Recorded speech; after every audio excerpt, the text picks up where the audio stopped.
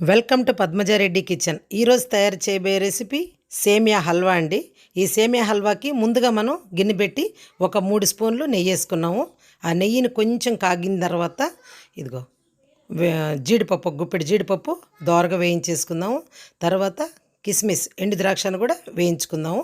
వేయించి పక్కన పెట్టుకుందాము. చూడండి వేగాయి. ఇలా వేగిన తర్వాత పక్కన పెట్టుకోవాలా. ఇప్పుడు అదే నెయ్యిలో, మిగిలిన నెయ్యిలో మనం ఒక పావు కేజీ అంటే 250 గ్రామ్స్ సేమియా తీసుకొని సేమియాని దోరగా వేయించుకోవాలండి.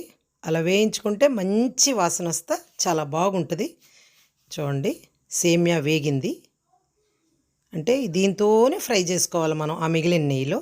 ఇలా ఫ్రై చేసుకున్న తర్వాత ముందుగా నీళ్ళని ఒక పావు లీటర్ నీళ్ళు పక్కన వేడి నీళ్ళు కాసి పెట్టుకున్నామండి. ఒక పావు లీటర్ పాలు కాసి పెట్టుకున్నాము.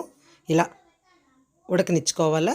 తర్వాత ఈ 150 గ్రామ్స్ షుగర్ అండి, చక్కెర ఈ సేమియా హల్వాకి సరిపోద్ది. చూడండి వేసాము, ఉడికింది.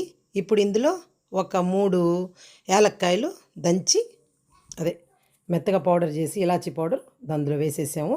హల్వా దగ్గరగా వచ్చి ఉడికిపోయిందండి, రెడీ అయిపోయింది.